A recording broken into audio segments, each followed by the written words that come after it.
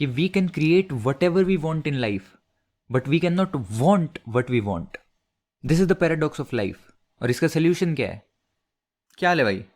भाई यूनिवर्स में और यूनिवर्स के हर कंपोनेंट में एक कॉमन पैटर्न होता है, केओस टू ऑर्डर। प्लैनेट्स देखोगे तो इनिशियली बिग बैंग हुआ, सारी गैसेस स्टार्स इधर उधर फैले हुए थे, बहुत ज़्यादा केओस। उसमें गैलेक्सीज बन गई, गैलेक्सीज में एक ब्लैक होल है, उसके अराउंड स्टार्स रिवॉल्व कर रहे हैं, स्टार्स के अराउंड प्लैनेट्स रिवॉल्व कर रहे हैं, प्लैनेट्स के अराउंड मून रिवॉल्व कर रहे हैं, एंड एक स्टेबल सिस्टम बन गया। मतलब क्या हुआ? ऑर्डर आ गया। ऐसे ही ह्यूमंस एक कंपोनेंट है उस यूनिवर्स का। ह्यूमंस भी इनिशियली कम थे, तो बहुत ज़्यादा केओस था, खाने की गारंटी नहीं थी, कोई जानवर उनको हंट कर लेगा।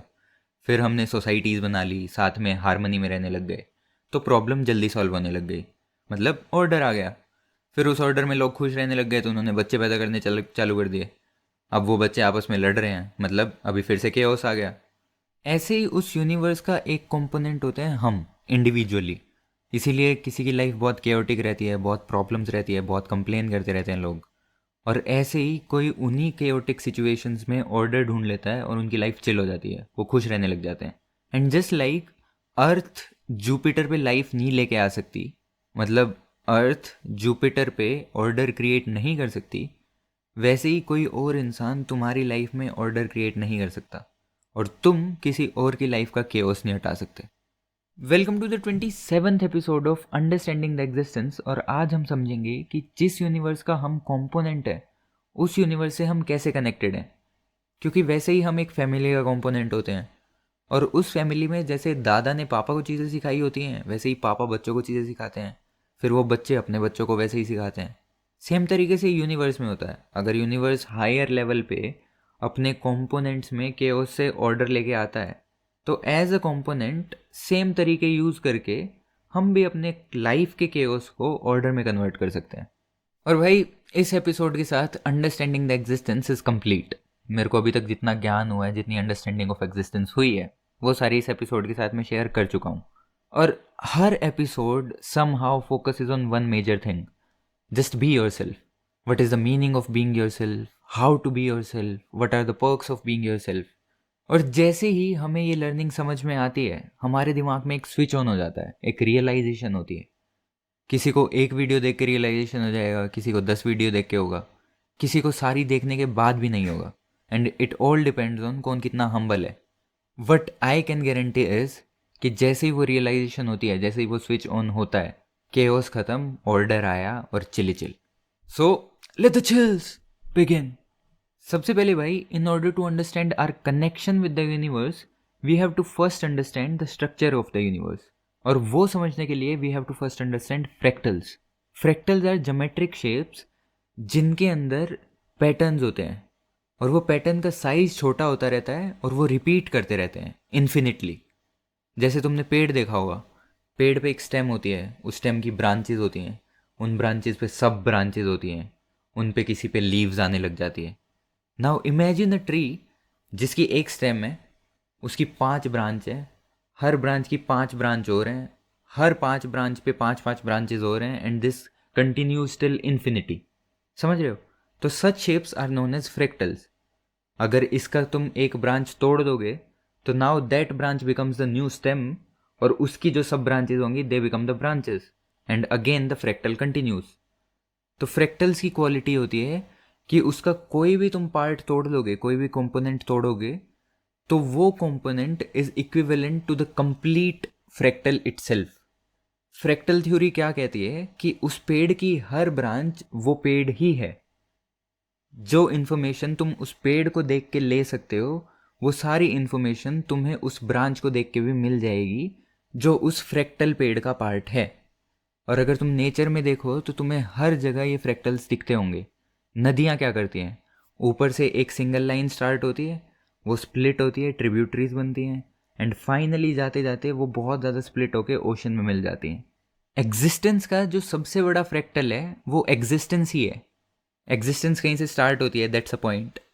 वहाँ से बहुत सारे पैरेलल यूनिवर्स आए, उन पैरेलल यूनिवर्सेस में बहुत सारी गैलेक्सीज आई, बहुत सारी गैलेक्सीज में बहुत सारे स्टार्स के अराउंड बहुत सारे प्लैनेट्स, बहुत सारे प्लैनेट्स के अराउंड बहुत सारे मून्स। ऐसे ही ये फ्रैक्टल स्प्लिट होता रहता है, डिवाइड होता रहता है, बढ़ता रहता है। वैसे ही एक कंपोनेंट था उस फ्रैक्टल का, अर्थ। उस पे हम लोग आ गए, कुत्ते, बिल्ली, पेड़ पौधे, इंसान, हम सारे भी उस फ्रैक्टल का कंपोनेंट है, हम भी वही फ्रैक्टल हैं। और इसी रीज़न से हिंदुइज्म और बुद्धिज़्म में बोला जाता है कि अगर तुम्हें लाइफ का मतलब जानना है, यूनिवर्स का मतलब समझना है, तुम्हें खुद का पर्पस जानना है, तो बाहर देखना बंद करो, मेडिटेट, लुक इनसाइड। क्योंकि तुम भी उसी फ्रैक्टल का एक पार्ट हो। और फ्रैक्टल की प्रॉपर्टी क्या होती है कि यू गो टिल इन्फिनिटी।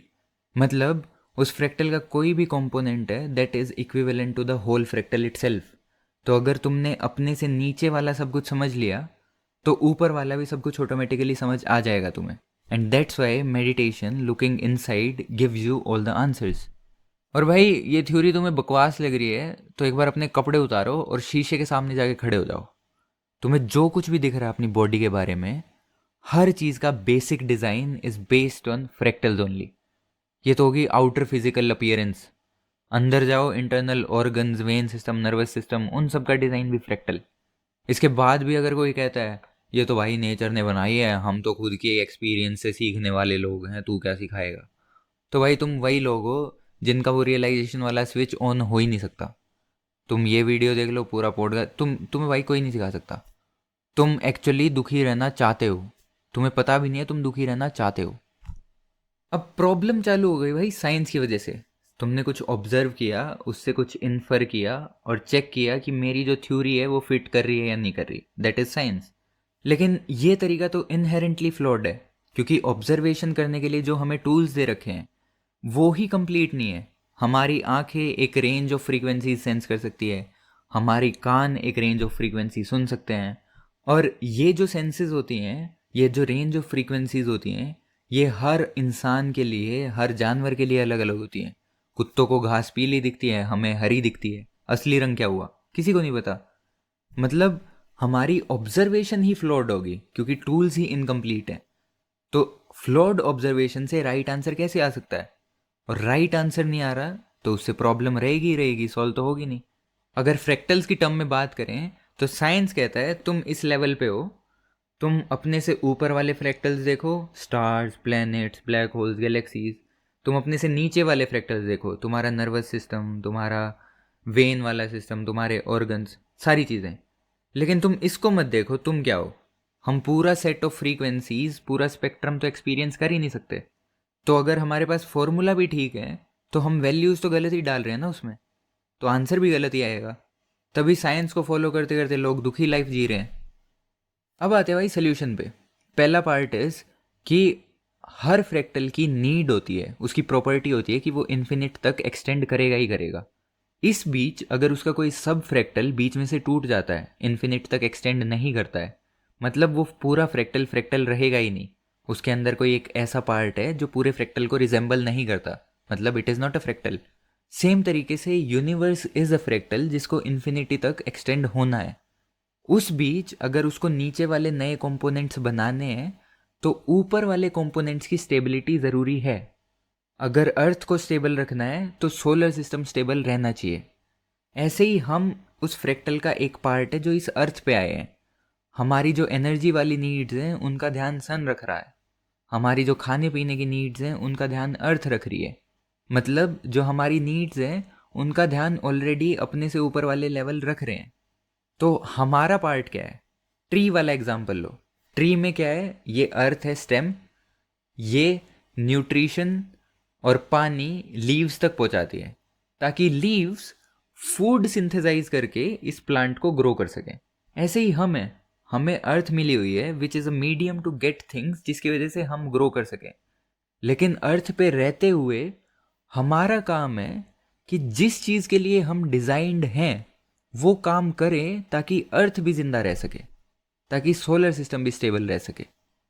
और ऐसे ही अगर जुपिटर अर्थ को आके बोल दे कि भाई मेरे ऑर्बिट पे शिफ्ट हो जा, थोड़ा तेज तेज दौड़ने लग जा, वरना सोलर सिस्टम डिस्ट्रॉय हो जाएगा, और अर्थ जुपिटर के ऑर्बिट पे चली जाए तो सारा सिस्टम तहस नहस हो जाएगा, ऊपर तक का फ्रैक्टल बिगड़ जाएगा। That's why the ultimate message is B your self. तुम भी अर्थ की तरह, जुपिटर की तरह किसी पर्पज़ के लिए डिज़ाइंड हो। अगर तुम वही काम करोगे तो तुम भी खुश रहोगे, तुम्हारे आसपास वाले फ्रैक्टल्स के जो कंपोनेंट है वो भी खुश रहेंगे, और जो तुम्हारा ऊपर का फ्रैक्टल है वो भी मेंटेन रहेगा, जिसकी वजह से you can form new fractals और नए बच्चों के साथ तुम अच्छे से खेल पाओगे। अब सवाल आता है भाई कि अगर हम यूनिकली डिजाइंड है तो हमें यूनिकली बिहेव करना क्यों नहीं आता? इसका रीज़न है वॉलंटरी कॉन्शियसनेस। अगर तुम बाकी सारी स्पीशीज देखो, they act based on their needs. भूख लगी है तो खाना खा लेंगे, हॉर्नी हो गए तो सेक्स कर लेंगे, नींद आ रही है तो सो जाएंगे। लेकिन हमारे पास एक एक्स्ट्रा लेवल ऑफ कॉन्शियसनेस है जिसमें हम क्या करते हैं, we can also work on our wants. हमें जो चाहिए होता है, even though it is not needed, we still are able to create it. तभी लोग बिजनेस बनाते हैं, तभी इनोवेशन आता है, क्योंकि सरवाइव तो हम कर ही रहे थे ना, लेकिन ऐसे ही मन कर गया कि और बढ़िया लाइफ होनी चाहिए। That's why we are called Brahma, we are the creators. हम वॉलंटरी एक्शन ले सकते हैं, हम वॉलंटरीली चीज़ें मैनिफेस्ट कर सकते हैं। मैनिफेस्टेशन कैसे काम करता है? मैनिफेस्टेशन में you basically imagine, you basically visualize a different scenario. उस विजुअलाइजेशन से तुम्हारे अंदर कुछ फीलिंग आती है कि अरे ऐसा होगा तो मज़ा आ जाएगा। Now because of that positive feeling you are in a new mood, जिसकी वजह से तुम्हारे जो न्यू एक्शंस होंगे they will be influenced by that positive feeling. And finally, because of those positive actions you reach the spot that you visualized, क्योंकि तुम्हारे actions were in alignment with that thought only. मतलब you created a reality for your self. लेकिन जितना इस creative ability का, manifestation का फ़ायदा है, उतना ही इसका नुकसान भी हो सकता है। You are creators, you are Brahma. तुम्हें अगर पॉजिटिव रियलिटी क्रिएट करनी आती है तो तुम खुद के लिए नेगेटिव भी क्रिएट कर सकते हो। और वही सीखने के लिए हम लोग यहाँ पे हैं कि अगर कॉन्शियसली किसी को ऐसी पावर दे दी जाए कि तुम खुद के लिए कुछ क्रिएट कर सकते हो, तो तुम गलती से ऐसा तो कुछ क्रिएट नहीं कर दोगे जिससे तुम्हारा पूरा फ्रैक्टल ही खराब हो जाए, सब कुछ निपट ही जाए। इसके लिए हमें ये नई केओटिक पावर मिली है, voluntary creation, so that we create in a way जिसकी वजह से सारे parts of fractal are not impacted in a negative manner. तुम अपना फ्रैक्टल बढ़ाने के चक्कर में किसी और का डिस्ट्रॉय कर दोगे तो it destroys the whole fractal itself. And because of this power of manifestation, अभी मोस्टली लोग नेगेटिव स्टेट ऑफ माइंड में रहते हैं, तो वो नेगेटिव चीज़ें मैनिफेस्ट कर रहे हैं। अब भाई ये वॉलंटरी क्रिएशन होती कैसे है? तुमने पेड़ पौधे ये तो देखे ही होंगे ना। हम कोई एक बीज डालते हैं, उसको खाद देते हैं, पानी देते हैं, फिर वो बीज बड़ा होता है, उसमें से पौधा निकलता है, पौधे के फिर से वो फ्रैक्टल बनने चालू हो जाते हैं, ब्रांचेज आती है, ब्रांचेज पे लीव्स, उनमें फ्लावर्स आते हैं, फ्लावर फिर फ्रैक्टल्स की तरह ग्रो करते हैं बड़े बड़े, राइट? ऐसे ही होती है तुम्हारी रियलिटी। तुम्हारी रियलिटी के लिए बीज क्या है? तुम्हारे थॉट्स, तुम्हारा बिलीफ सिस्टम। जिस भी थॉट को, जिस भी फीलिंग को तुम एनर्जी दोगे, वो एनर्जी काम करेगी खाद पानी का। जितनी ज़्यादा एनर्जी दोगे, जितना ज़्यादा किसी थॉट के बारे में, किसी फीलिंग के बारे में सोचोगे, उतनी ही वो फीलिंग ग्रो करती रहती है। अब अगर वो तुम्हारी फीलिंग अच्छी है, हैप्पीनेस की है, ग्रेटिट्यूड की है, प्यार की है, तो वो चीज़ें तुम्हारी लाइफ में ग्रो करेंगी। अगर तुम्हारी लाइफ में फीलिंग्स नेगेटिव हैं, गुस्से की है, एनवी की है, गरीबी की है, तो तुम्हारी लाइफ में गरीबी ग्रो करेगी। इट्स जस्ट लाइक तुमने रोज़ की जगह एक पाद का पौधा लगा दिया। अब अगर उसको पानी दोगे तो फूल तो यहाँ भी आएगा। पहले एक खुशबूदार लाल सुंदर फूल था रोज़ का, अभी आएगा एक बदबूदार काला पादला फूल, जिससे पूरे बगीचे में बदबू हो जाएगी। इसीलिए मैनिफेस्टेशन वर्क्स। तुम्हारा ध्यान एक ही टाइप की फीलिंग पे लंबे टाइम के लिए रहता है, तो the feeling starts to get expressed in reality itself. अब ये जो मैनिफेस्टेशन वाला तरीका है, एक तो इसका यूज़ है कि you can create realities. Secondly, you can also change habits. तुमने देखा होगा, तुम हैबिट्स चेंज करने को बोलते हो तो चेंज कर नहीं पाते। कल सुबह उठूंगा, नहीं उठ पाए, ये सब ये सब। लेकिन अगर उस हैबिट को तुम उस काले फूल की तरह ही सोचो, उस पादले फूल की तरह सोचो, तो उसको तुम उखाड़ तो सकते नहीं। दूसरा तरीका क्या है उसको किल करने का? उसको पानी खाद देना छोड़ दो। मतलब जो भी तुम्हारी नेगेटिव हैबिट्स हैं, they are essentially coming out of some negative thought, some negative feeling. अगर तुम उस नेगेटिव थॉट को सोचना छोड़ दोगे, उसको एनर्जी नहीं दोगे, वो एनर्जी किसी और चीज़ पे स्पेंड कर दोगे, तो हैबिट भी खत्म हो गई। वो फूल मर जाएगा, दूसरा फूल आ जाएगा जिसको एनर्जी तुमने देना चालू किया। Starve any habit to kill it. And usually we stop being ourselves because of ego. Our ego is attached to things which gives us fear. जैसे if you are attached to your ego, then you would have the fear of being judged. If you are attached to money, you would have the fear of being poor. If you are attached to some people, you would have the fear of losing them. While acting out of love simply means कि जो चीज़ें मेरे पास हैं उनके साथ मैं best काम क्या कर सकता हूँ.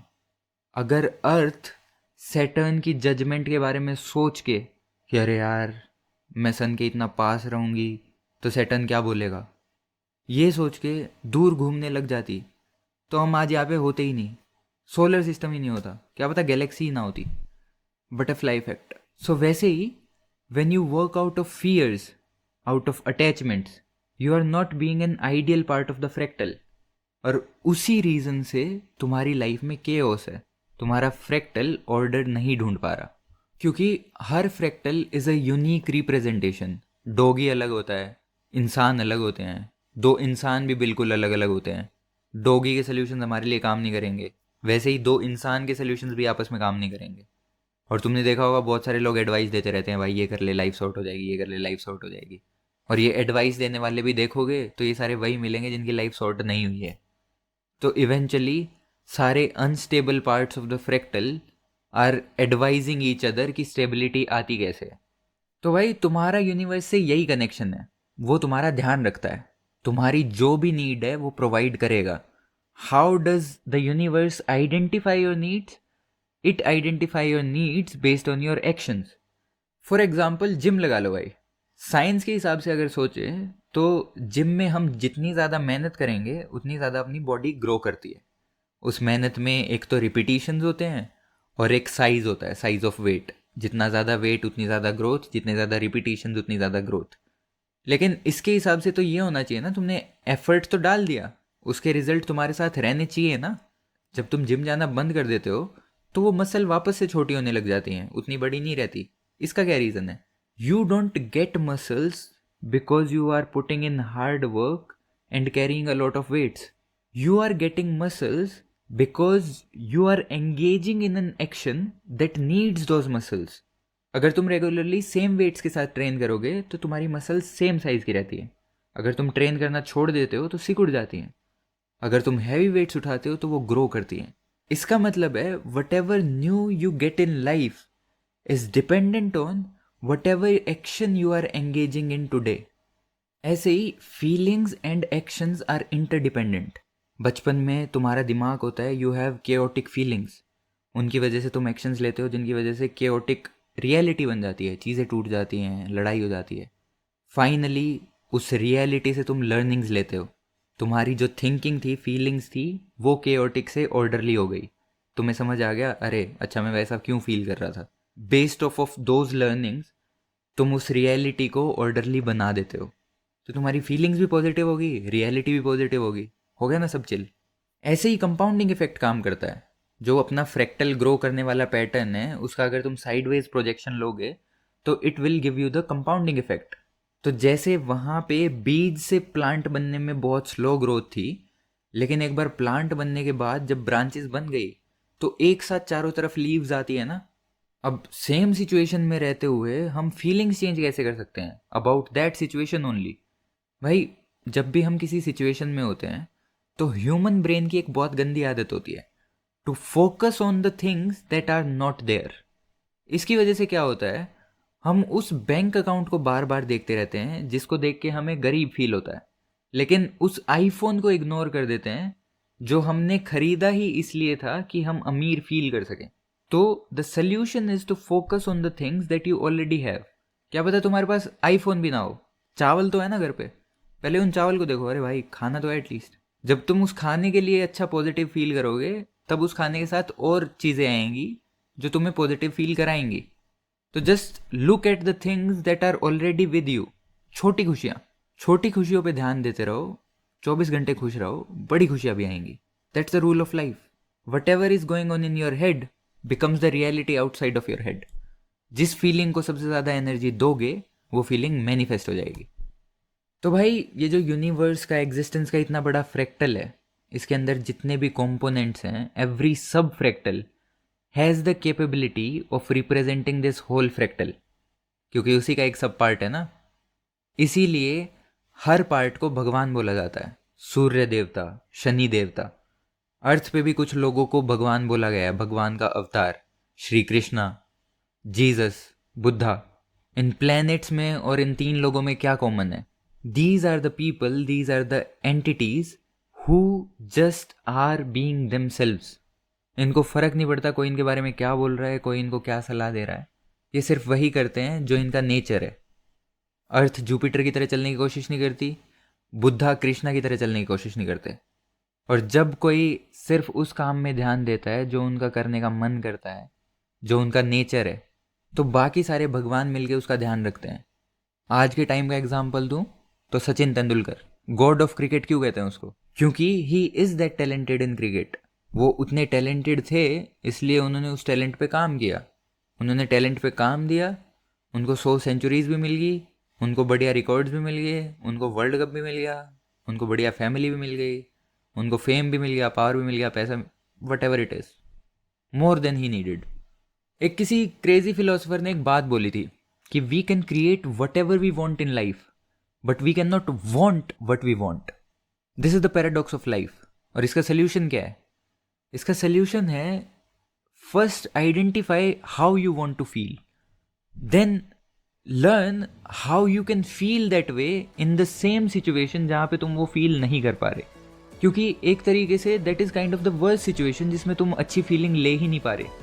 तो अगर तुम वहाँ पे अच्छी फीलिंग लेना सीख गए, तो जब तुम्हारी लाइफ में कुछ अच्छा होगा तो वहाँ पे तो वो अच्छी फीलिंग रहेगी। That will eventually get you the realization कि अरे जब कुछ भी नहीं था तब भी सब चिल था, अभी सब कुछ है तब भी चिल है, तो अगर आगे कुछ हुआ ना हुआ चिल ही रहेगा।